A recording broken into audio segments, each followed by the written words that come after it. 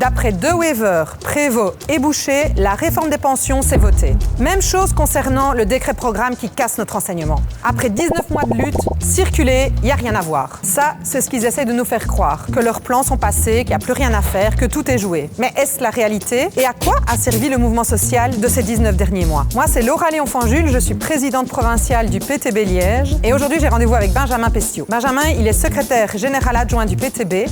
Ensemble, on va se replonger dans les 19 mois de lutte sociale qu'on a connus contre le gouvernement de Wever-Boucher. Et quoi, Benjamin, comment tu as vécu ces 19 mois de contestation sociale? Juste impressionnant, un tel mouvement aussi large, aussi divers et qui tient dans la durée aussi longtemps. Moi, personnellement, j'avais jamais encore connu. Et rien ne s'est passé comme le gouvernement l'avait prévu. Le gouvernement pensait qu'ils allaient pouvoir avancer comme un bulldozer, quoi. C'est ça. Et en fait, ils pensaient pouvoir écraser le mouvement, ils pensaient pouvoir diviser les gens, ils pensaient pouvoir nous faire croire que leurs solutions étaient les seules solutions possibles. Et en fait, le bulldozer s'est enlisé, s'est empêtré dans la résistance sociale. Et comment t'expliques tout ça? Le gouvernement est venu directement avec des mesures pour lesquelles il n'avait aucun soutien. Toute sa réforme pension, avec le fameux malus pension, personne n'avait voté pour être obligé de travailler jusqu'à 67 ans. Le plafonnement de l'index, personne, parmi les partis de la majorité, n'avait fait campagne pour plafonner l'index. Ou encore maintenant, l'augmentation du Minerval pour les étudiants du supérieur, ce n'était dans le programme d'aucun parti. Et même au contraire, Voureut avait dit qu'ils allaient protéger l'index, MR Engagé avait dit qu'ils allaient mieux valoriser le travail. Ouais, tout à fait. MR et Engagé, ils nous ont bien bernés. Ils avaient dit qu'ils allaient diminuer les taxes, mais en fait, tout augmente. Le Minerval pour les étudiants du supérieur, dont j'ai parlé tantôt, il explose. Les taxes dans les communes explosent à cause du gouvernement MR Engagé. Au fédéral, ils décident d'augmenter la TVA et les accises. Et les 500 € qu'ils nous avaient promis, on en attend toujours de voir la couleur. Donc ce gouvernement a fait tout le contraire de son programme, a pris des mesures impopulaires et maintenant se heurte à une digue de résistance face au bulldozer du gouvernement, une digue de résistance de tous les secteurs de la société. Et ça, c'est vraiment très impressionnant. Oui, tu parles d'un mur de contestation sociale, mais regarde ce que le gouvernement dit. Georges-Louis Boucher n'est pas tout à fait d'accord. Qu'est-ce qu'il dit, Georges-Louis Boucher? Regarde. Attends, on va voir ça. Quelques dizaines de milliers de personnes qui manifesteront, il faut rappeler que des millions de personnes, elles, continuent à travailler. Ouais, c'est toujours avec la même chose avec Georges-Louis Boucher. Là-dessus, il n'entend pas, il ne voit pas, il est dans sa bulle. Il y a encore un récent sondage qui montre que les protestations sociales sont soutenues par plus de 2/3 des Belges. Une grande majorité des Belges au nord, au centre et au sud du pays sont derrière la contestation sociale. 9 Belges sur 10 ne veulent pas travailler jusqu'à 67 ans et pourtant le gouvernement veut les obliger à le faire. 7 Belges sur 10 trouvent que la réforme pension attaque particulièrement les femmes. Oui, et puis ce qui était quand même aussi important et assez frappant dans le mouvement, c'est comment, en fait, tout au long de ces mois-là, le mouvement n'a fait que grandir. Donc encore, à chaque manif, il y avait des nouvelles personnes qui étaient là et qui venaient pour la première fois manifester, en fait. Ça, c'était quand extraordinaire. même... J'ai rencontré plusieurs personnes qui ont manifesté pour la toute première fois, ou certaines qui sont venues manifester qu'une fois parce que c'était compliqué pour eux avec leur boulot, etc. Mais plus le mouvement continuait, plus la conscience des mesures, au début, par exemple avec le malus pension, c'était très compliqué à comprendre c'était quoi le malus pension, mais avec la mobilisation, de plus en plus de gens ont compris qu'est-ce qu'il y avait derrière cette mesure et ça a révolté de plus en plus de monde et c'est ça qui a fait que la popularité du mouvement a grandi au fil des manifestations et des actions. Oui, et puis tu as eu aussi la fameuse sortie là, de Yambon avec la pension des femmes, là, où il a déclaré que les femmes devraient s'adapter, qu'elles devraient juste travailler un petit peu plus. Ça a aussi quand même été vraiment un élément qui a suscité la colère chez tout le monde. Ce qui est extraordinaire, c'est la réaction des femmes. Quelques jours plus tard, c'est elle qui prenait la tête de la manifestation, la tête de la manifestation contre le gouvernement. Après le 8 mars et tout ça. Extraordinaire, c'était au mois de mars dernier, quoi. Et avant ça, c'était les jeunes qui avaient pris la tête de la manif. Et tout ce travail, en fait, de faire sortir les déclarations de Yann Yambon, d'expliquer c'est quoi le malus pension, c'est pas tombé du ciel non plus, quoi. Non, absolument. Et ça montre la vitalité de la mobilisation sociale et du mouvement social en Belgique. Les organisations syndicales, le monde associatif, le monde culturel se sont mobilisés et ont fait un travail de conscientisation et de sensibilisation de fond. Et bien, naturellement aussi le PTB, avec notre spécialiste pension, Kim De Witt, qui a pu révéler véritablement les conséquences des réformes pension, les conséquences sur les ouvriers, les ouvrières. C'était bon. De montrer le caractère discriminatoire. Et les mensonges aussi. Et les mensonges du gouvernement et de Jan Jambon sur les pensions. Ça, Kim De Witt, avec son livre, avec ses interventions au Parlement, a pu vraiment révéler ça. Et donc ça, c'est la richesse et la diversité du mouvement social qui a permis de faire cette sensibilisation et le fait que cette sensibilisation a augmenté et grandi tout au long du mouvement. Quoi. Mais comment on explique alors que le gouvernement s'entête alors qu'il a toute la population contre lui? Parce qu'il a un projet de société qui veut nous imposer, un projet de société qui est basé sur faire des cadeaux aux plus riches et un projet de société qui veut vider la sécurité sociale pour pouvoir financer la militarisation. Ça, c'est le projet des Franken, des Boucher et des engagés. Récemment encore, les engagés ont refusé qu'on baisse les budgets militaires pour pouvoir adoucir les économies dans la sécurité sociale. C'est vraiment leur projet de société, des cadeaux aux riches et de l'argent pour la militarisation sur le dos de la sécurité sociale et des services publics. Oui, et ce qu'on a vu aussi, c'est que pour faire passer tout ce projet, ils ont quand même utilisé une arme bien connue de diviser pour mieux régner. Ça a aussi été un élément important ces derniers mois. Ah ouais, c'est les champions du monde là-dedans. Ils essayent de diviser les travailleurs du public avec ceux du privé, les jeunes avec leurs professeurs. Ils essayent aussi de propager le racisme. Récemment, il y a eu une condamnation d'un militant d'extrême droite pour propos racistes et Bardewever était choqué. La droite, que ce soit Georges-Louis Boucher ou Bardewever, ils sont toujours pour la liberté d'expression quand c'est la liberté d'expression pour la parole raciste. Mais quand il s'agit du mouvement social, il faut toujours la limiter. Les jeunes qui mobilisent, il faut les réprimer. Les profs qui se bougent, il faut les réprimer. Le monde associatif, les manifestations, il faut limiter leur droit de manifester. Et ça, et bien entendu, le mouvement social n'est pas d'accord avec ça. Et puis il y a aussi toutes les attaques sur les malades de longue durée, les travailleurs sans emploi. Tu as tout à fait raison de souligner ce point. Effectivement, le gouvernement essaye de venir avec des manœuvres de diversion, de division. Les travailleurs précaires qui sont exclus du chômage sont les nouvelles victimes. Les travailleurs malades, maintenant, ils organisent une chasse aux malades avec les travailleurs malades qui sont brisés par le travail. Ça, c'est le projet de société du gouvernement,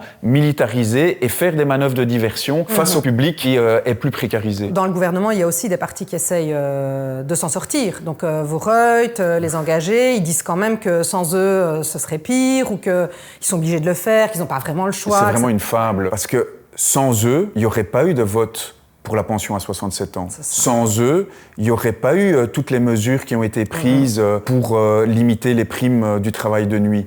Sans eux, il n'y aurait pas eu l'exclusion des travailleurs précaires du chômage. Sans eux, il n'y aurait pas eu toutes ces économies faites sur les services publics et la sécurité sociale. Ouais, et en plus, l'hypocrisie, c'est quand même... parfois, c'est même eux-mêmes qui sont aux manettes des décisions antisociales. Prenons les engagés.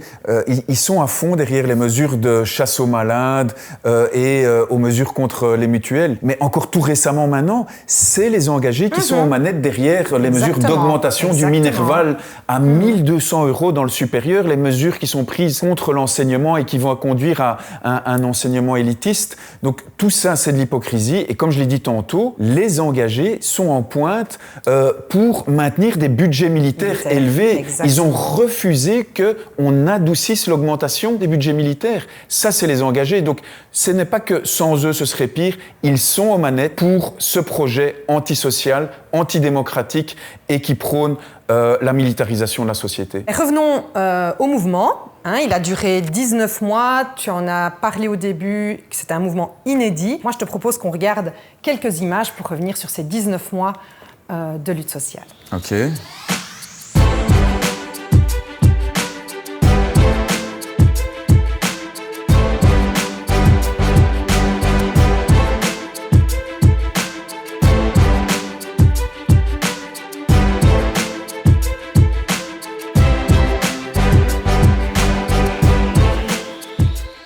Ça fait vraiment chaud au cœur de revoir toutes ces images, quoi.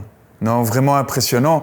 Et en plus, dans ces images, Il n'y a même pas tout. Non. Parce que pendant toute cette année, il y a eu aussi une mobilisation extraordinaire pour la Palestine, avec plusieurs manifs qui ont rassemblé plus de 100 000 personnes contre le génocide en Palestine, sans parler des dizaines d'actions locales qu'il y a eu pour la Palestine. Dans cette vidéo, il n'y a pas encore la mobilisation pour le climat qui a réuni 25 000 personnes, quoi. Donc c'est vraiment... Mais ça, c'est un élément quand même hyper fort dans ce mouvement. Ça a été aussi la diversité de tous les secteurs qui ont été mobilisés, en fait, dans cette lutte. Évidemment, il y a eu les syndicats, le monde associatif, le monde culturel, et dans les secteurs, on a vu évidemment les secteurs industriels, le métal, la chimie, toute l'industrie alimentaire qui était mobilisée, les secteurs publics avec les postiers, et puis une dédicace aussi aux cheminots, à mes amis cheminots qui ont adapté leur plan d'action pour pouvoir transporter des dizaines de milliers de manifestants. Ça mettait l'ambiance dans les trains. Voilà, ça mettait l'ambiance. Qui ont soutenu les manifestants et tout. Franchement, chapeau à eux, parce qu'ils ont participé au-delà de toutes les grèves qu'ils ont faites et toutes les actions qu'ils ont faites à travers le transport des manifestants, ils ont participé à la réussite de ce mouvement. Bon, et dans ce mouvement inédit, il y a quand même un truc que tout le monde a vu, que tout le monde a remarqué, ça a été quand même la place de la jeunesse dans la lutte. On a vu la jeunesse dans toutes les catégories de la jeunesse qui était présente à fond dans les manifestations. Il y a une génération qui est en train de se lever et qui refuse ce projet de société du gouvernement. Cette jeunesse qui ne veut pas qu'on investisse tout dans le militaire, qu'on donne des cadeaux aux plus riches comme ça, sur son dos, sur le dos de son avenir, sur le dos de nos services publics. Ça, la jeunesse le refuse et on l'a vu dans les entreprises. J'ai rencontré sur les piquets de grève des jeunes qui faisaient grève pour la première fois et qui ont découvert le militantisme syndical dans ce mouvement. Il y a eu aussi les écoliers et les étudiants du nord du pays qui se sont mobilisés. J'en parle ici parce qu'on en parle peu généralement au sud du pays.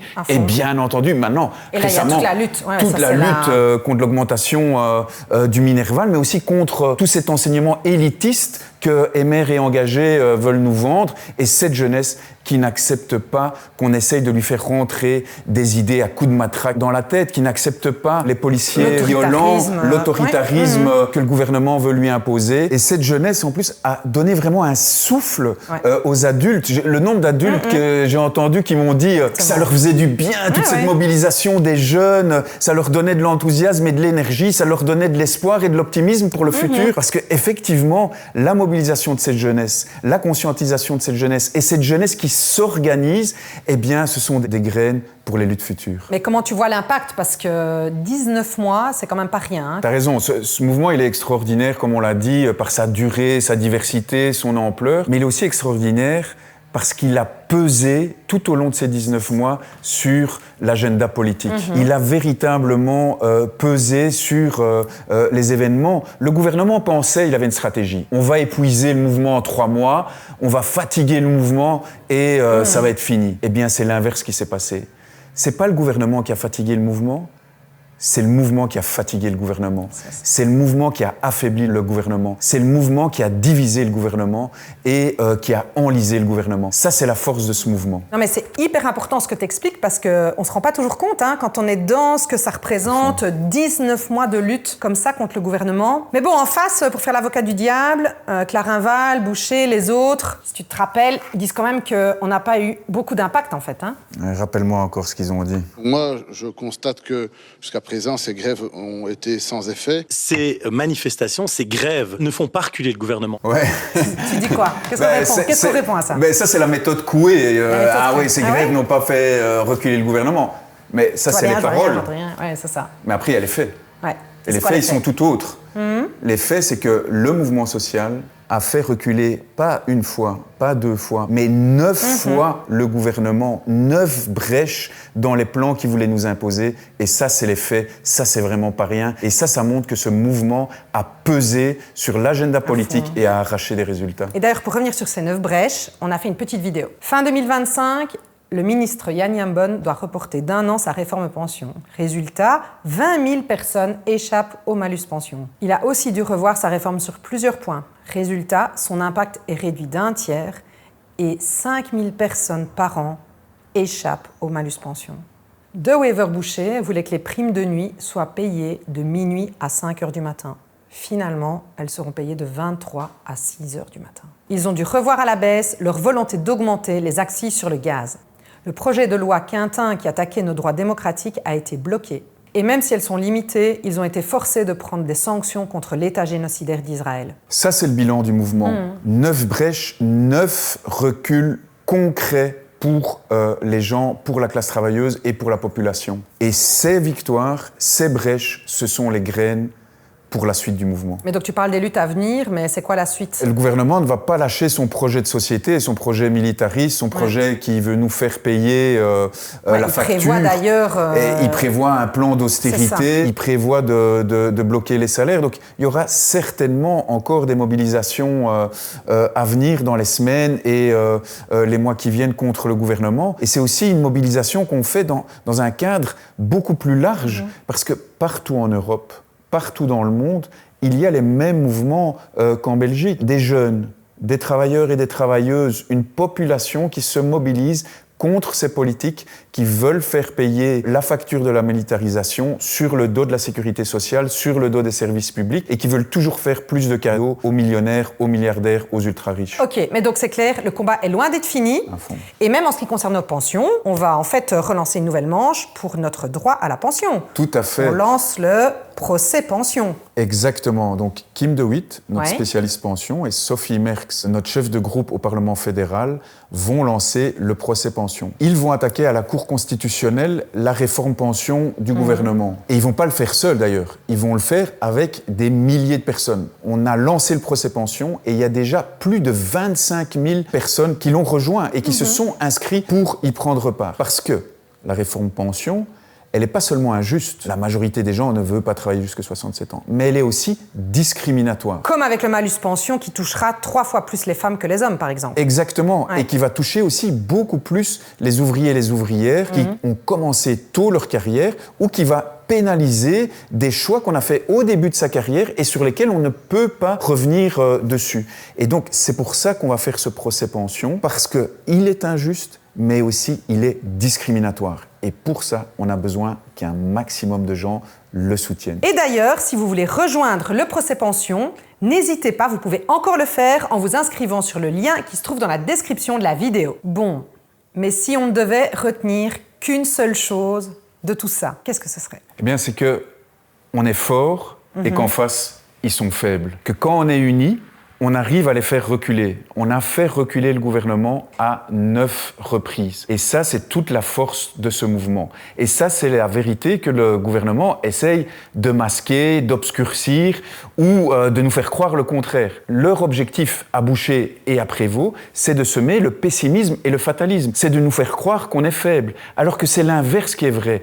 Et nous, ce qu'on propage, c'est l'optimisme. Pas un optimisme naïf, Laura. Un optimisme qui est basé sur les leçons de ce mouvement, qui est basé sur les réussites de ce mouvement, qui est basé sur ce que nous avons réalisé toutes et tous ensemble ces 19 derniers mois. D'où l'importance de s'organiser. Oui, bien entendu, dans les organisations syndicales, dans le monde associatif, dans le mouvement pour la paix, dans le mouvement féministe ou dans les organisations de jeunes. On a besoin de toutes ces organisations si on veut continuer la lutte. Et bien entendu, s'organiser aussi dans le PTB, le meilleur parti du pays. On sera, dans les mois et dans les années qui viennent, toujours aux côtés du mouvement social, à le soutenir, à venir avec des propositions concrètes, mais aussi avec un autre projet de société que celui que le gouvernement nous offre, un projet de société basé sur la paix et le socialisme. Merci Benjamin. Paix et socialisme, je trouve que c'est 2 beaux mots qui donnent de l'espoir pour continuer le combat. À fond, on lâche rien.